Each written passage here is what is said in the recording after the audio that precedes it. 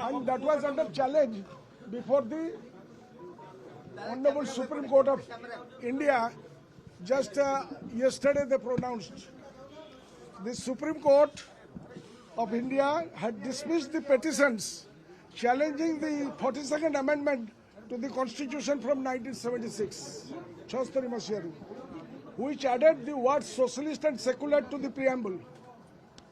The bench, headed by Chief Justice Sanjeev Khanna, only yesterday they reasoned that the amending powers of the Parliament extends to the preamble and highlighted that after many years it would be impracticable to challenge these changes. The court clarified that socialist in the Indian context denotes a welfare state where all are equal, and secular maintains state neutrality in religious matters. Now you see, today is the first day of this second occasion where the preamble is being put in front of the assembly. The plaque is there, you can see that these two words are not there. Ebong ye माने अमृत कालर सरकार double engine सरकार सरकार जे मुख्य अच्छा दोष देवी ना से स्वाधीनता दिवस बोली निजे उच्चारण कर सारी. This is a fie upon our constitution. We are celebrating the teeming millions of this country are celebrating constitution. ये आम रक्षा कवच कॉन्स्टिट्यूशन. तेणुक I have raised that unless the Speaker removes this will be an affront to the Constitution. यहाँ को हमें घोर विरोध करुचु और नापसंद करुचु. नहीं एठी जो प्रिएम्बुलटा मरा जाइछि रखा जाइछि सेथिरे दुईटी शब्द नाही. आज होची भारत वर्षर संविधान दिवस. नवेम्बर 26 होची संविधान दिवस.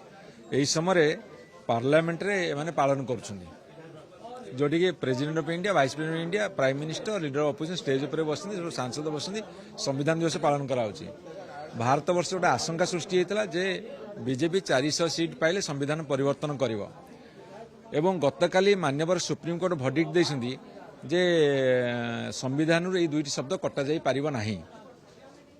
तेणुक ये गोटे आज संजोग संविधान दिवस गतकाली सुप्रीम कोर्ट भर्डिक्ट सेठी पार्लियामेंट रे आलोचना चलछि. एपटे विधानसभा आरंभ होची किंतु जेतले मेन गेट रे पसिबो मुख्य जगह रे सोशलिस्ट सेकुलर जीटा शब्द नाही, धर्मनिरपेक्षता और समाजवाद शब्द जीटा नाही. यदि एते बड़ त्रुटि अछि जो संविधान द्वारा पार्लियामेंट, विधानसभा, शासन व्यवस्था परिचालित सेठी संविधान रो मुखबंधु ए दुईटी शब्द नाही. ए त्रुटि को सुधार देबो हम सरकार को कहिछु. से त्रुटि कोन सुधारिबे बरं से कहलेनी आज स्वाधीनता दिवस. एसो जो गुरु चंडाल दोष ताको सुधार देवा दरकार.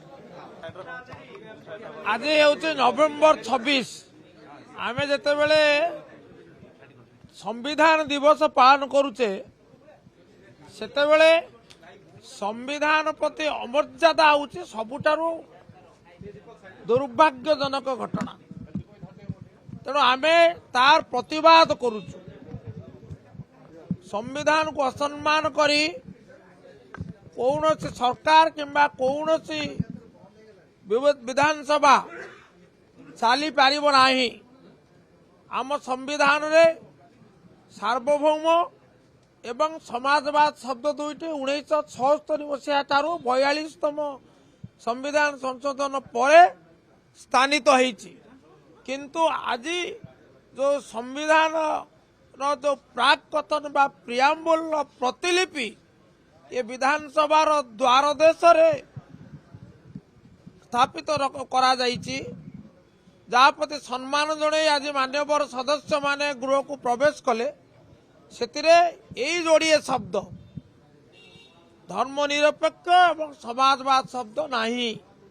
तेणु यह एक खंडित प्राक कथन बा preamble truncated constitution and it is indefinitely an insult to the Constitution of India. आमे प्रतिवाद करुचो एवं तत्क्षणात यार अपसारण करी पूर्ण संविधान रो जो ପ୍ରିଆମ୍ବଲ ତାକୁ ଉପସ୍ଥାପନ କରିବାକୁ ଦାବି କରୁଛୁ। This is most unfortunate most ସକିଂ।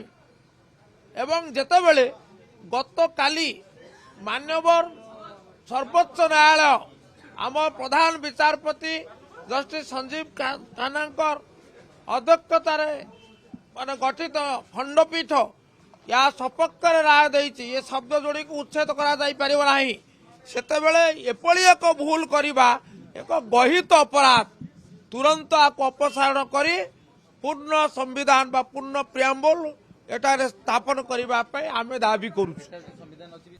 तो वर्तमान गौतम बुद्ध दास कौन कहते बीजेडी प्रवक्ता संविधानटी विधानसभा फाटक सम्मुखें रखा जाइछि सेथिरे दुईटी शब्द मुखबंधु बाद दि जाइछि। गोटे हला सोशलिस्ट आ गोटे हला सेक्युलर। ए दुईटी शब्द को जानी शुणिकी बाद दि जाइछि। गतकाली सुप्रीम कोर्ट रो जो रूलिंग आसीछि सेथिरे ए शब्द रहिबो बोलिकी सुप्रीम कोर्ट स्पष्ट करिसेंती, किंतु आज पवित्र संविधान दिवस रे ओडिशा विधानसभा फाटक संविधान रे ए दुईटी शब्द को बाद दिया जिबा संविधान प्रति अपमान। आमे एई प्रसंग जेतेबेले आमर वरिष्ठ विधायक रणेंद्र प्रताप स्वाई आज प्रश्नकाल आरंभ रे पॉइंट ऑफ ऑर्डर माध्यम उठेबा को चाहिए ताकू बाचस्पति आलोचना करने को देले नहीं बा तांकू कहबा को देले नहीं। या ठारू अपमान विषय लज्जार विषय कौन अच्छी? गोटे पटरे मान्यवर मुख्यमंत्री संविधान दिवस को भरा सभा रे स्वाधीनता दिवस बोली कहउछन्ति। से जानती नहीं जे संविधान दिवस कौन स्वाधीनता दिवस कौन। अन्य पक्षरे ओडिशा विधानसभा रे बाचस्पति संविधान संपर्क रे जो संशोधन रो प्रस्ताव आमे आनिबा को चाहूतलु ताकू कहबा को दउनाहंती। तेणु यार प्रतिवाद रे आमे बाचस्पति को प्रतिवाद कलु, विधानसभा गृह मध्य को गलु, बाचस्पति मुलतवी कले। आमर दाबी होउछि प्रथमे संविधान को जो रखा जाइछि विधानसभा सम्मुख रे तार परिवर्तन करा जाऊ। सेक्युलर आउ धर्मनिरपेक्षता एवं जो सोशलिस्ट शब्द से रखा जाऊ, तापरे विधानसभा चालू, एतिके आमे दाबी करछु।